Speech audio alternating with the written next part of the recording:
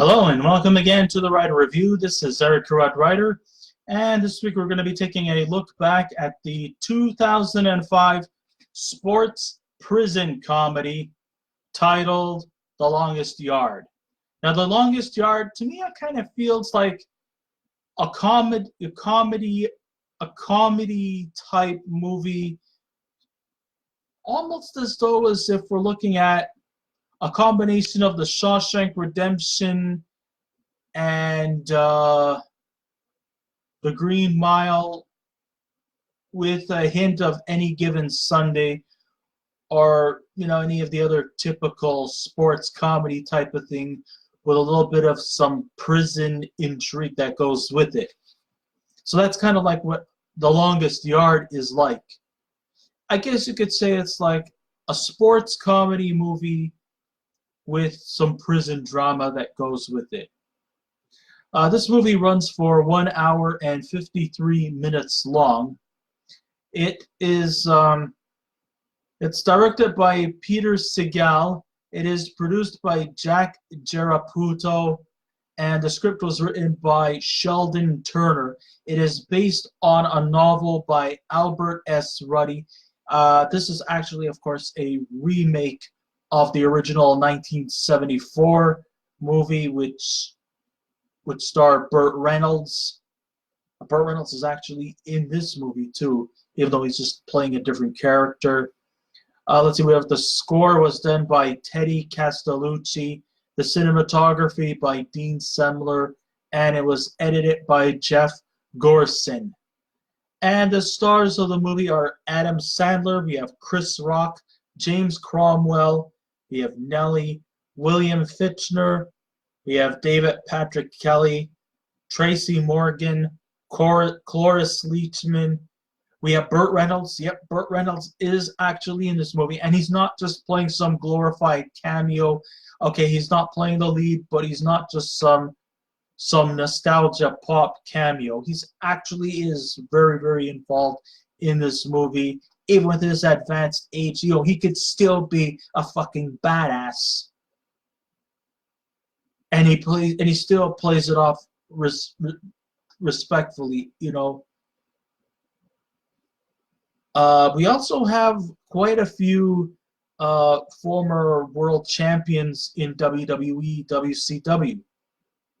Yes, being the fact that Adam Sandler is a die-hard wrestling fan, he has actually in the history had brought wrestlers into his movie. Like the Water Boy, we had Paul White, aka The Big Show. He was in The Water Boy back in '98.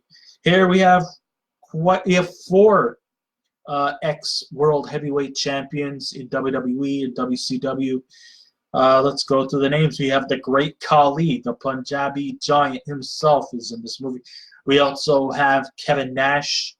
We have Bill Goldberg, who used to be a former football player himself, professionally. He played for the Atlanta Falcons before an injury, and then he turned to wrestling.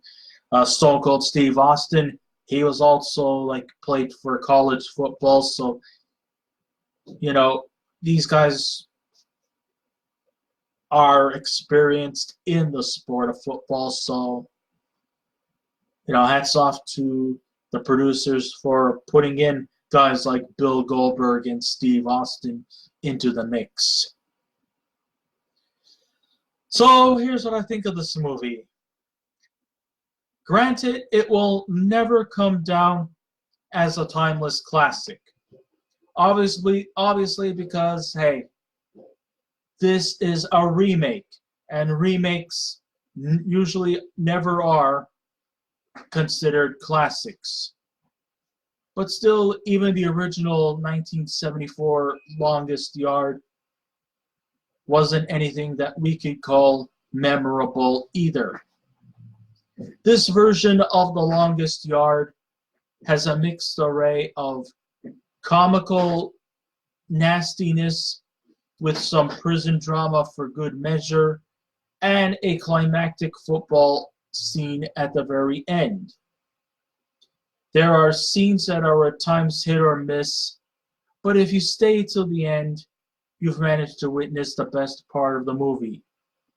Sure, like I said, there are scenes that do drag along quite a bit, but if you could manage to keep your composure and stay on through the very end, this movie does have a lot of special merit to it. Though it tries to recapture the essence of the original 1974 version, it's definitely still just another added lazy attempt to take an old movie and to add a modern spin to appease the younger generation.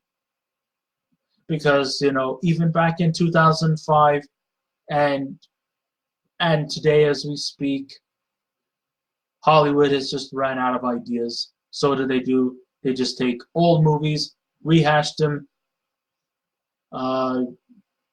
give it the old name, and just add new stuff just to appease to the younger generation. Okay, I'll be the first to admit I didn't see the original 1974 movie,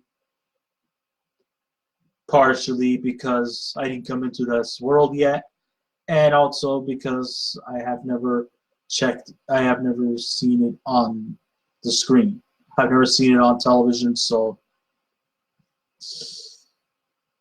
I really don't have a say. I really can't make any comparisons between the old movie and the much more newer one that I'm reviewing. What gave the 1974 version of The Longest Yard was that it was a fresh take on the sports drama, was that through all the plotting and the conflicts aside, the fans can genuinely sit through a fictional game, while at the same time the filmmakers could do some manipulating to make it feel like it was a real game. They did that with, movies like Any Given Sunday. They they did everything they can to make the games that are featured there real. The sound effects, the impact of the players, and just the noise and the sights and the sounds to give it that feeling of authenticity. The energy, the action, and the intensity looks and feels very authentic in this movie. And since then, sports-themed movies have captured that formula ever since.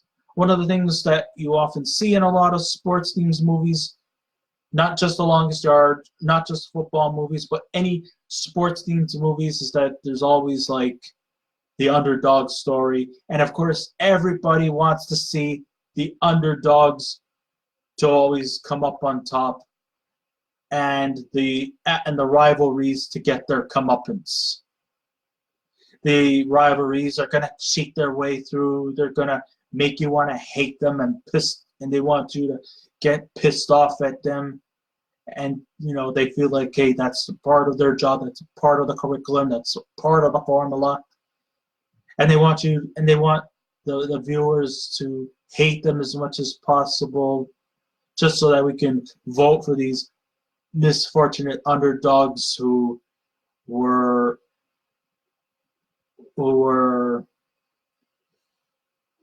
don't look like they have a chance at winning. We want to see them as they struggle at first on the fields, and then as they go along, they get better and better until finally they're able to stand up to their adversaries. And of course, they're going to do all the last-minute touches before they finally get that big win. And then once again, you can raise a victory sign for the good guys, because in the end, the good guys always win. The underdogs will always come up on top, and the rivalries will always get their comeuppance. That's just kind of like how the things go in movies that are like sports related. This movie does that to a T. It's cliche, yes, but it always does make out for effective storytelling. Adam Sandler steps up here while taking himself out of his man-child phase to play the role of Paul Wrecking Crew, a former NFL star for the Pittsburgh Pirates, who, while drunk driving in his girlfriend's Bentley, and then his car was smashed in a pileup. Crew was then taken to jail at a maximum security prison, where he's being roughed up by the guards, who take the pleasure and abuse their power. Like every prison drama, the cliches do come alive here. Yes, indeed. Once again, we have the prison guards, the ones who are supposed to protect the law, are actually going against the law. Of course, just like in the Shawshank Redemption and the Green Mile, these prison guards are the ones who think that they are above the law, when really, in reality, they are not above the law. They have to follow strict rules and regimentations. Perhaps they may even have to follow more stricter regiments than the prisoners. And the reason why is because they're getting paid to be the protectors of the law. But how can you be a protector of the law if you think that you're above the law and that you could break all the rules you can? And that's kind of like what you see in this movie, just like movies like The Shawshank Redemption and The Green Mile. Of course, in every movie, the wardens and the prison guards are always the evil, corrupt, bad guys. Here, we see it to a T. And this movie is definitely filled with cliches. You know, the characters will talk in their certain linguistics, and it's just sort of like what you would expect to see in a movie like this. The cliches are definitely really, really up there. James Cromwell is the star, is I guess you could say the leading antagonist in the story. He is the scheming warden, Rudolph Hazen. He was a man responsible for Crew's imprisonment, and his prison guards are also trained football stars, and he wants his elite to win the state championship with his wish that will guarantee that he will win his seat as the state governor. So once again, we have another cliched warden here, not far from Bob Gunton's character as Warden Samuel Norton in The Shawshank Redemption.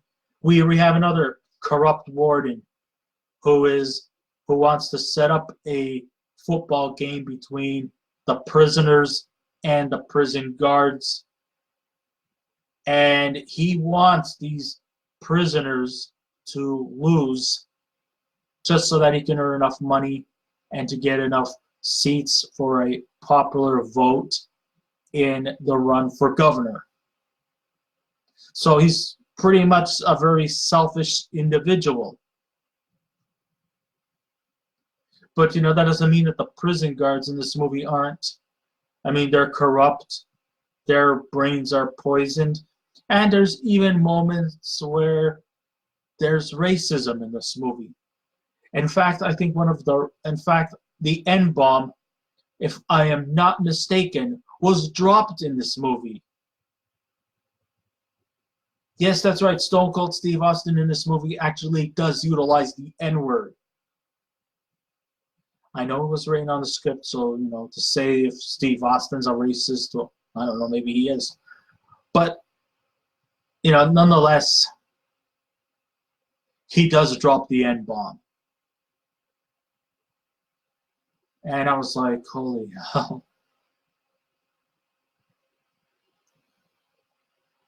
And I thought I would never see the day come. But yes, this is definitely, truly a movie that really has a lot of cliches, the evil warden, the corrupt prison guards.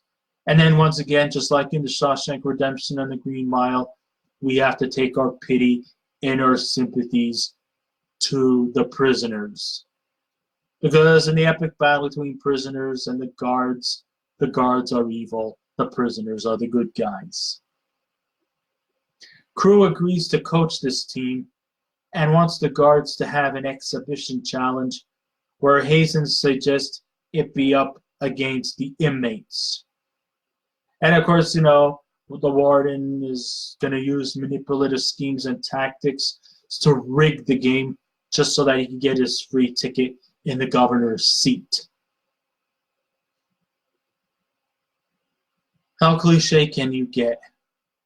The reality is prisoners and prison guards, you know, they like to be respected, but the prisoners in the prison system also deserve to get their respect.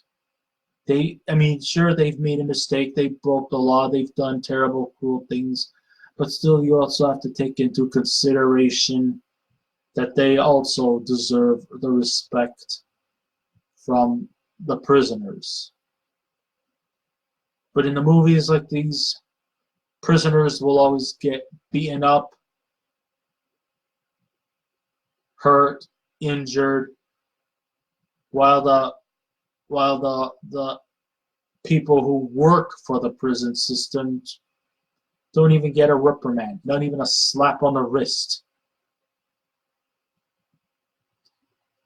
So with Crew trying to coach this underdog team to a possible win, an important win over the prison guards, it's going to take a while. I mean, many of these guards don't have football experience, whereas the prison guards that Warden Hazen has, these guys are all established football stars. So, you know, there's a lot of preparation that it will take to lead up to this epical game. Crew has a big burden on his shoulders to lead this team to a championship. It's not going to be easy, but then again, when it comes to the issues of life, who says life is easy? And you know, like I say, only the strong survive. I mean, you might start off weak, but in some way down the line, you have to find ways to overcome the weak and to become strong yourself. And so, with Crew leading the team to an exhibition match against the prison guards, the story takes off from there. Just everything from the original version is redone and recycled, but it's up to the audience to make comparisons and judgments between the two. Even though it wasn't a common trend back in 1974, it is now. Like every sports team's movies, all the repeated scenarios come to play. Yes, we have the overwhelming coach, the bumbling underdog team that lacks in coordination and communication skills. Training sessions don't always go as planned.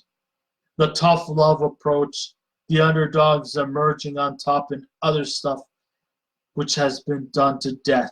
The conflicts, the issues, both on the field and off the field, they all come into effect.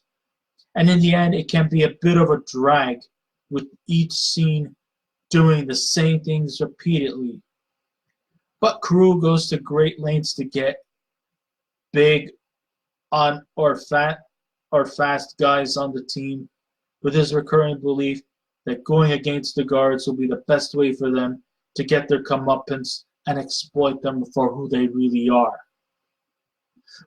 I guess it doesn't take a mathematical genius to realize who's going to come out on top in the end. Because just like a lot of sports team movies, the theme never dies. The underdog will always find a way at the last second to win. Or if they don't win, they go down trying. But in most cases, the underdogs are always the ones on top. And the rivals always wind up on the shit end of the stick. The movie does manage to stroll along, but very sporadically. If it weren't for the performances of Chris Rock, who provides most of the laughs here, and Burt Reynolds, who starred in the 1974 version, he returns here, which is nice as they play important roles. in getting the team together. You know, I actually like to say that I'm glad that Burt Reynolds actually got to do more than just a nostalgia pop. You know what I mean by a nostalgia pop? You take a character, you take an actor from a previous movie, you put him or her into a remake just so that, oh my God, this guy who was in the original movie back here. Awesome, man.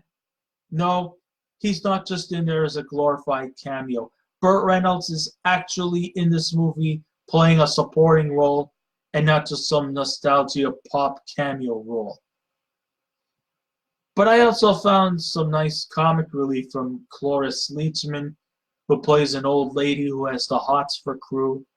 And as I mentioned before, you have former WWE, WCW wrestlers making their appearances.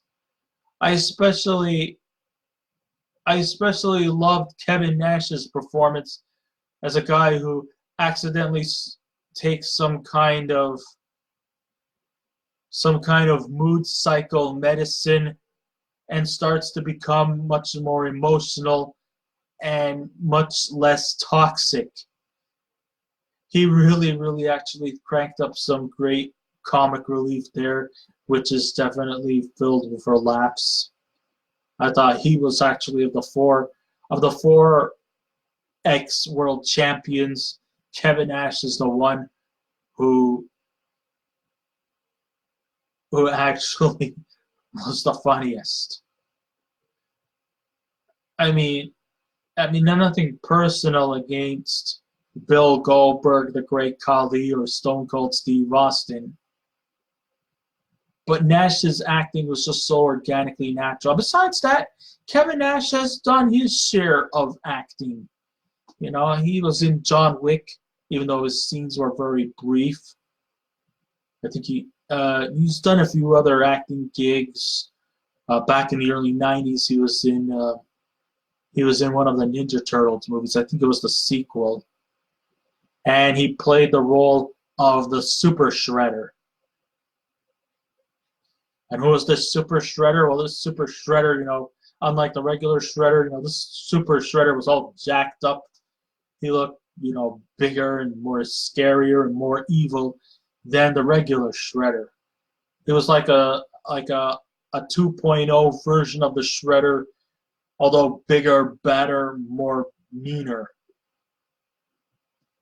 So yeah, you know, hats off to Kevin Nash for providing us with some well-needed entertainment. If you could survive 2/3 of this formulaic cliche of a movie, you're in for a real treat because the football action is definitely filled with excitement and atmosphere. And you can't get any better than this. Of course, like I mentioned before, if you're a WWE fan, you'll be pleased to see several wrestlers appear there, like Bill Goldberg, the Great Khali, Kevin Nash, and Steve Austin. This movie may not be for everyone. You know, if you're not into prison dramas or football-themed movies, that's okay. We still love you. But, you know, like I said, not all movies are going to be for everyone, which I understand wholeheartedly.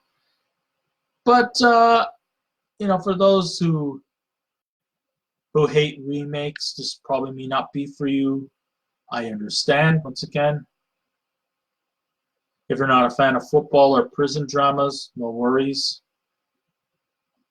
But please be advised there are scenes that definitely do have some crude humor, sexual innuendos, and let's not forget there is some racism in this movie. So just sort of be advised of that.